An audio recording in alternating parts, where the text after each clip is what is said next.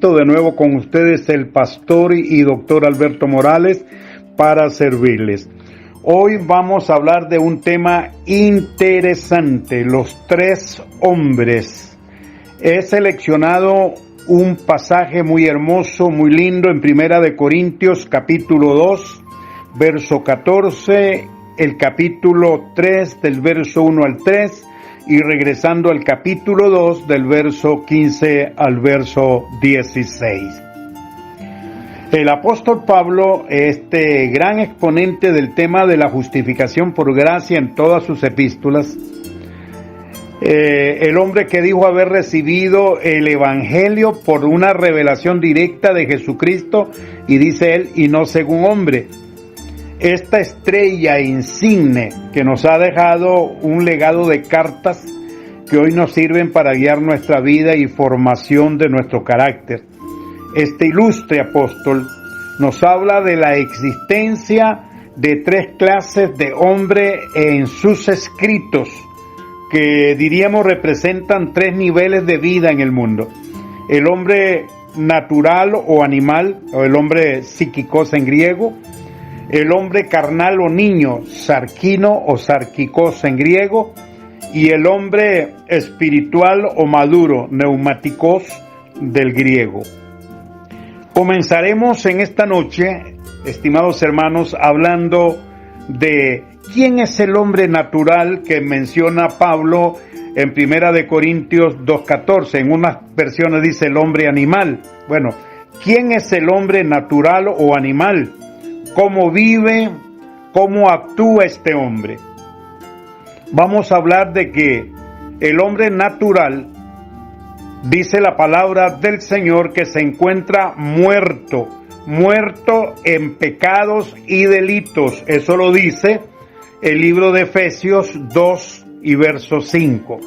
Me gusta mucho uno de los poemas de Rubén Darío, que él dijo estas palabras: no son muertos aquellos que en dulce calma descansan en sus tumbas frías, son muertos aquellos que tienen muerte el alma y aún viven todavía. O sea, el hombre natural, si no tiene la vida de Dios, si no ha nacido de nuevo mediante el poder del Espíritu Santo y la palabra, es un cadáver totalmente andando. El hombre natural es el hombre que todas las cosas de Dios las quiere descifrar y entender en el plano de la razón.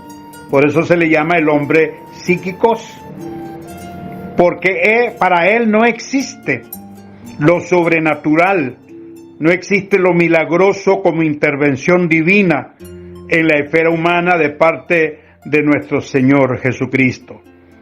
Un caso auténtico lo tenemos en el caso de Nicodemo. Aun cuando Nicodemo era un religioso, practicante y maestro del judaísmo, quien portaba una moral intachable, a este hombre Jesús le dijo: de cierto te digo, que el que no naciere de nuevo no puede ver el reino de Dios. Eso está en Juan 3, 2 al 4. Pero al instante, Nicodemo sometió las palabras de Jesús al terreno de la razón y dijo: ¿cómo puede un hombre nacer siendo viejo? ¿Puede acaso entrar por segunda vez en el vientre de su madre? Él lo resumió todo al plano de la razón o de la mente. Esta es precisamente, hermano querido, la situación del hombre natural. Y no importa quién sea, el hombre natural no cree que el pueblo de Israel, no cree en que el pueblo de Israel fue alimentado con maná del cielo, porque no cree en lo sobrenatural. No cree que Dios dividió las aguas del Mar Rojo, porque no cree en lo sobrenatural. ¿Verdad? Dios dividió el Mar Rojo para que su pueblo pasara, ¿verdad?, confiadamente. No creen que en realidad Dios hace milagros y maravillas. Por ejemplo, la Biblia nos habla de que Josué oró y el sol se paró. Tampoco lo creen. Tampoco creen en la resurrección de Lázaro, ¿verdad? Y presentan argumentos científicos para probar que eso no fue cierto. O sea, el hombre natural no cree esto. Primera de Corintios 2:14 dice que el hombre natural no entiende las cosas del Espíritu de Dios porque para él son locura, no las puede entender porque las cosas de Dios se han de discernir espiritualmente. Las cosas de Dios no se pueden, hermano, descifrar y comprender con una mente no renovada por el Espíritu Santo. Para esto usted tiene que tener una mente renovada, la mente de Cristo. Por ejemplo, Efesios 2:3 nos presenta el cuadro del hombre natural.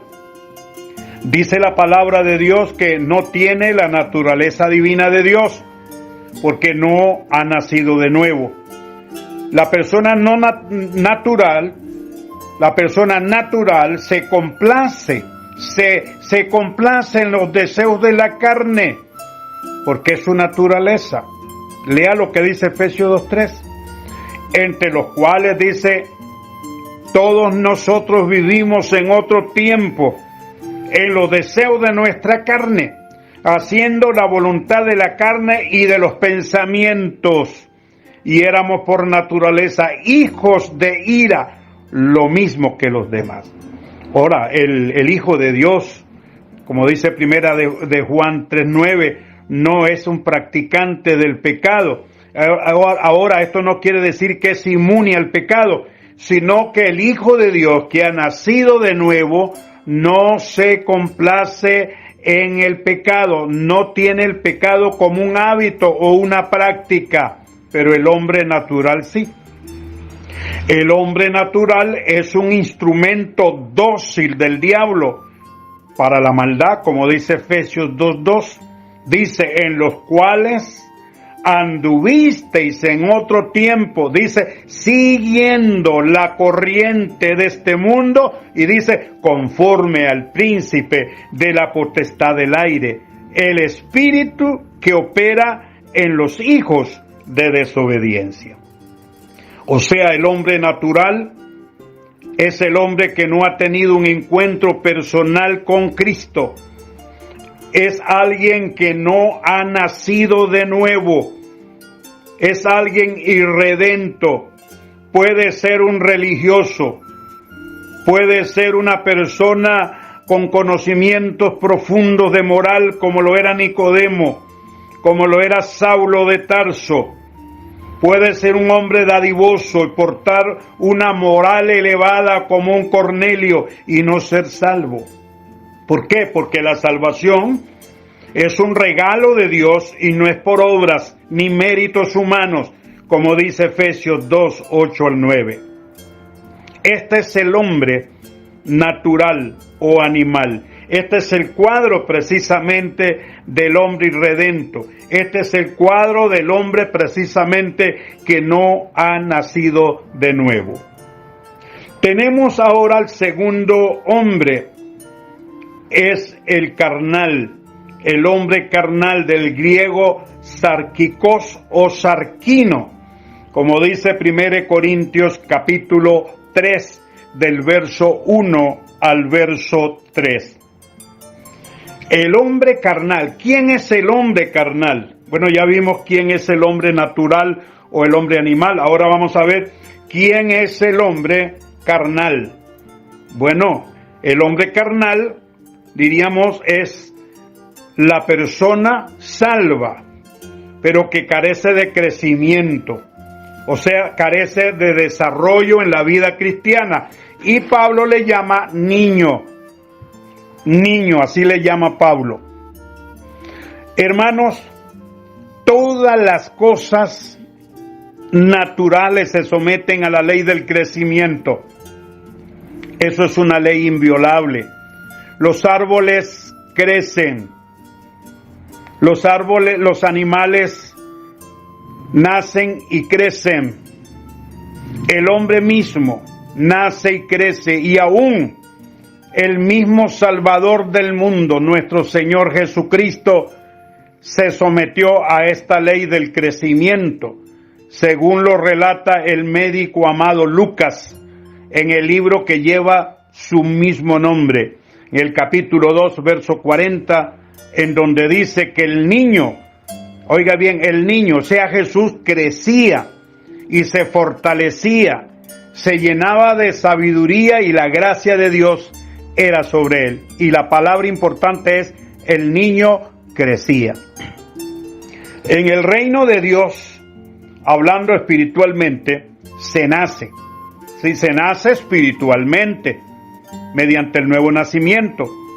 Pero también debe haber un crecimiento normal o un desarrollo normal.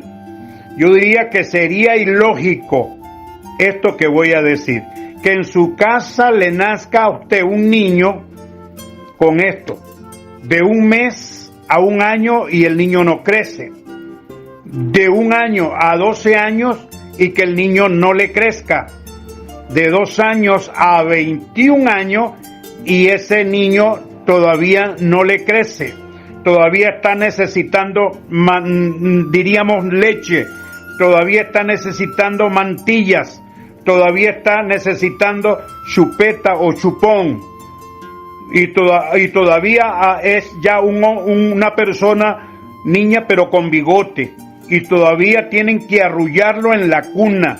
Bueno, esto sería algo terrible, ¿verdad?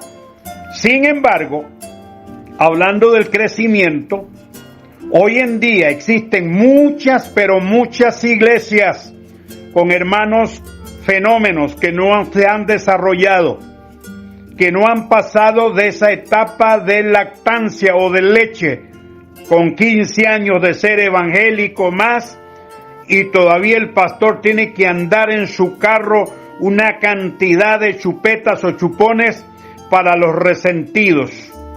Yo no voy a la iglesia, hermano, porque ahí hay mucho hipócrita. Eso es niñería. Niños con bigote que no quieren crecer, que no quieren llenarse de la palabra, que no quieren venir a la casa de Dios, con una cantidad de problemas que viven, hoy pecando, mañana reconciliándose. Esa es precisamente ese es el cuadro precisamente de un niño que no ha crecido. El deseo del Señor, hermano, el deseo del Señor es que usted nazca espiritualmente, pero que no se quede siendo un niño, no se quede en la lactancia, sino que se desarrolle, que llegue a la estatura del varón perfecto, Cristo Jesús, como dice Primera de Pedro 2:2. Dice, desead como niño recién nacido la leche espiritual, para que por ella crezcáis. La palabra, y es interesante acá esto, la palabra maduro o madura, del griego es telios, que quiere decir perfecto, en el sentido de alguien que se crece o se desarrolla. Lo encontramos, por ejemplo, en el libro de Efesios, capítulo 4 y el verso 13. También lo encontramos en el libro de Hebreos 5, del 13 al 14, y Hebreos 6, del 1 al 3. Y esta palabra maduro o perfecto, ¿sabe lo que significa, hermano? Significa progresar, significa avanzar y nunca quedarse en el mismo estado. El niño o creyente no desarrollado se deja gobernar todavía por la naturaleza carnal o adámica que opera en su cuerpo. En la persona espiritual el pecado no gobierna en sus miembros porque es una persona desarrollada, como dice Romanos 6 del 12 al 14. El pecado ya no es nuestro amo. El niño todavía tiene áreas en su vida que no han sido controladas por el Espíritu Santo. Todavía el diablo lo ataca en esas áreas débiles. Por ejemplo, la iglesia de Corinto, capítulo 3, vemos que habían celos, calumnias, contiendas, resentimientos, disensiones, falta de perdón, partidismos en la iglesia, egoísmos, chismes, murmuraciones, y todo eso Pablo les dice a ellos que no les puede hablar como personas maduras espirituales, sino como a niños en Cristo os di a beber leche. O sea, personas que están en la lactancia. Y estos son precisamente los graves problemas que afronta la iglesia de hoy. A los niños que nacen en el seno de la iglesia, hay que formarlos, hay que instruirlos, hay que capacitarlos para que ellos puedan crecer espiritualmente. El objetivo es formar la imagen de Jesucristo en ellos hasta que Cristo sea formado en la vida de cada uno de los creyentes. En el libro de Efesios 4:14, Pablo habla del niño, el niño que no sabe distinguir entre lo falso y lo verdadero. Diría así como el bebé que se lleva a la boca cualquier cosa.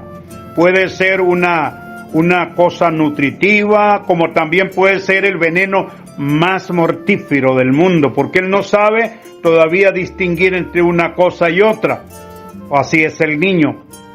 Por eso el niño anda de doctrina en doctrina, anda de iglesia en iglesia, buscando la iglesia perfecta. Por eso hay que formarlos, pastor. Esos niños hay que darles la palabra. Muchas iglesias se van en muchos cánticos y mucho esto y mucho el otro, pero la palabra es lo que hace crecer la iglesia espiritualmente, porque por ella viene la fe. En todas las iglesias, hermanos, tenemos que aceptar que existe imperfección. La que no tiene un defecto tiene otro, porque seremos perfectos en el sentido de la palabra cuando Cristo venga y transforme nuestros cuerpos de bajeza semejantes al cuerpo de su gloria. Por ahora, dice el apóstol Pablo en Colosenses 3, del 12 al 13, dice: vestidos pues como escogidos de Dios, santos, amados, de entrañable misericordia, de benignidad, de humildad, de mansedumbre, de paciencia, soportando unos a otros y perdonando unos a otros. Si alguno tuviere queja contra otro, no dice váyase de la iglesia, no dice eso. Dice que de la manera que Cristo os perdonó, así también hacedlo vosotros. Es interesante lo que voy a decir para ilustrar este asunto del niño que anda de iglesia en iglesia y de doctrina en doctrina. Lo que voy a hablar es una escena campesina. Un hombre tenía su caballo y un día dijo: voy para una iglesia porque quiero buscar una iglesia perfecta. Cortó una estaca y se llevó su caballo. Cuando llegó al lugar, ya el servicio había comenzado. Clavó la estaca, amarró su caballo y entró al culto y dijo: qué lindo, esta sí es la iglesia perfecta.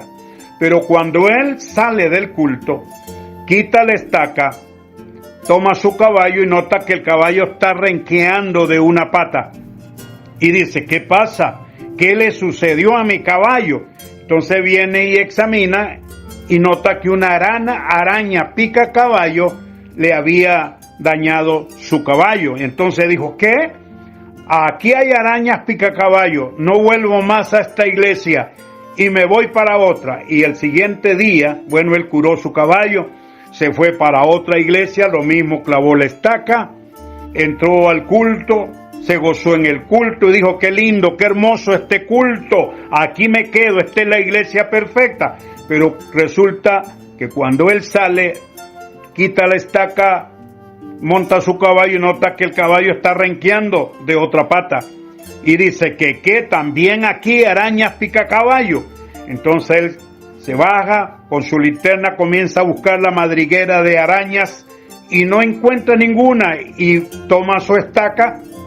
La estaca tenía un hoyo, un hueco, y con la linterna alumbra hacia adentro de la estaca y nota que habían unos ojos que brillaban y dijo, ya entiendo. No es que en las iglesias hay arañas picacaballo, es que yo ando cargando la araña picacaballo en mi estaca.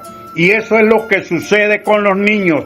Andan de iglesia con la araña picacaballo en el corazón, del resentimiento, del no perdón, de un sinnúmero de cosas que todavía el Espíritu Santo no ha logrado santificarlos.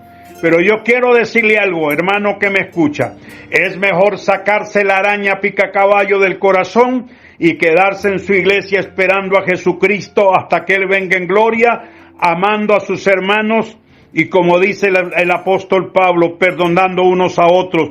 Y si alguno tuviere queja contra el otro, no dice váyase de la iglesia, sino que el perdón, de la misma manera que Cristo nos perdonó, debemos también aplicarlo nosotros. El niño muestra cierta inestabilidad en su vida espiritual. Yo le he llamado los niños, los hermanos semáforos. Un día están alegres, contentos, alaban a Dios, glorifican al Señor, dan sus diezmos al Señor con alegría, toman participación en la iglesia, pero otro día, en otra ocasión, apagados. ¿Y qué le pasó, hermano? Ay, hermano, estoy apagado. Yo le llamo hermanos semáforos.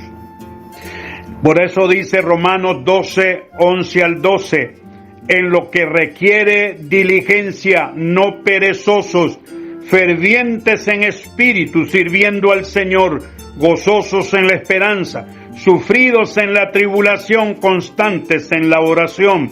Primera de Tesalonicenses 5, 19, y dice, no apaguéis el espíritu. El creyente tiene que mantener una vida ardiente en el Espíritu Santo.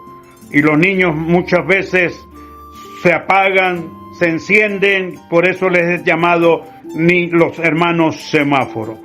Y a los niños no les gusta tampoco que se les hable de colaborar en la iglesia, porque hay veces ellos tienen su corazón cargado todavía de avaricia. Los niños, hermanos amados, muchas veces hacen las cosas de mala gana. Esto es lo que yo he notado de las personas inmaduras. Yo pastoreé casi 60 años y noté esas fallas en las personas niñas. Hay que andarlos empujando para que actúen. Yo le he llamado a los niños carreta, porque si no se empujan, no actúan.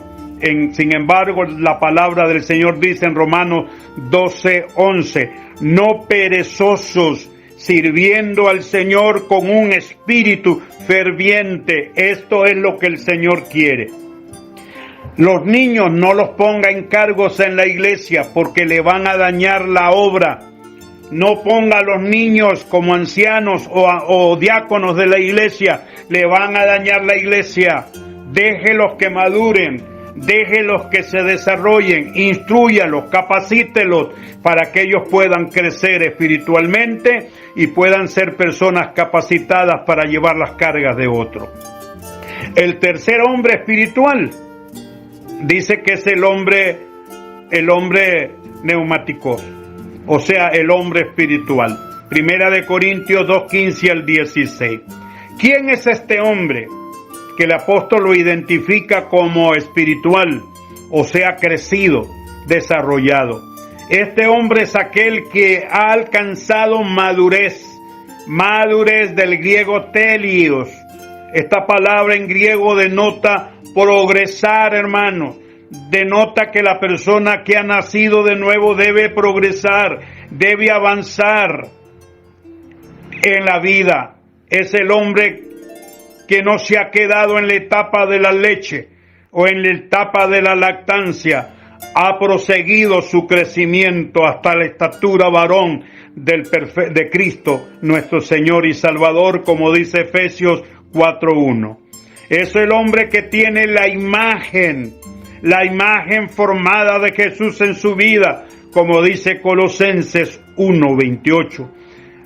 Eso es precisamente el hombre que ha madurado, que se parece a Jesús.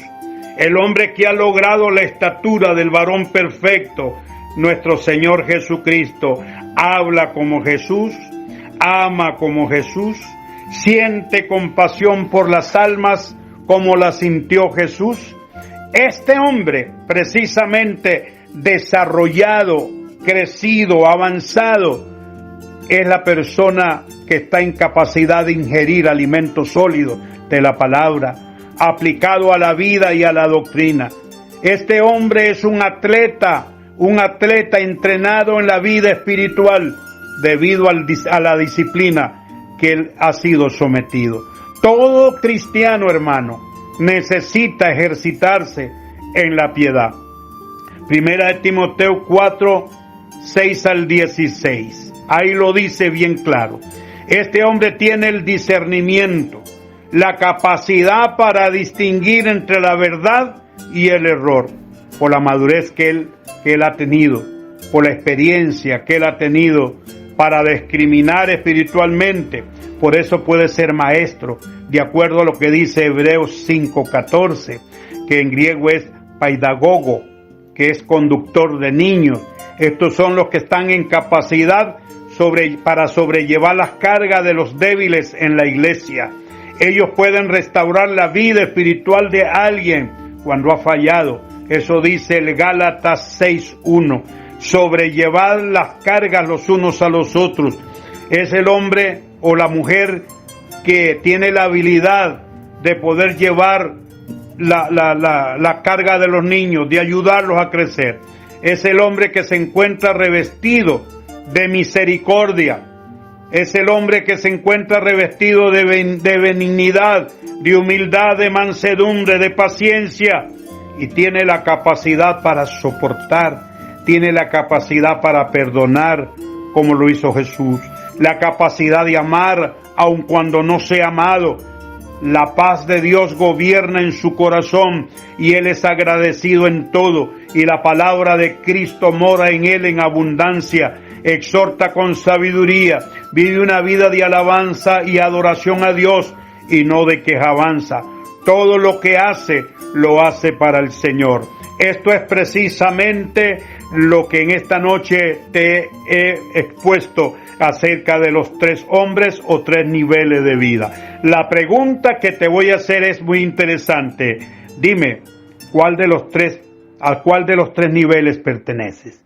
Hazte un examen de conciencia y si eres un niño, dile: Señor, quiero crecer, no quiero quedarme en la etapa de la lactancia. Quiero llegar a madurar y ser una persona importante en esta iglesia. Si no has nacido de nuevo, pues abre tu corazón a Cristo, que pases de ser un hombre natural a una persona espiritual, lavada, regenerada por la sangre de nuestro Señor Jesús. Vamos a orar. Padre que estás en los cielos, te adoramos, te bendecimos. Señor de la gloria, te pido que el poder de tu Espíritu Santo sature los corazones, sature las vidas, y que haya un mover en las iglesias, Señor, de crecimiento espiritual, de desarrollo espiritual, tanto numérico como espiritualmente. Nada hacemos, Señor, con tener una iglesia, un templo lleno, si no hay crecimiento. Si en la iglesia, Señor, se manifiestan aquellas cosas de la carne, divisiones, cuentos, chismes, cismas, Señor, te pido que tu iglesia de hoy madure, Señor, para la gloria de tu nombre. Amén y amén.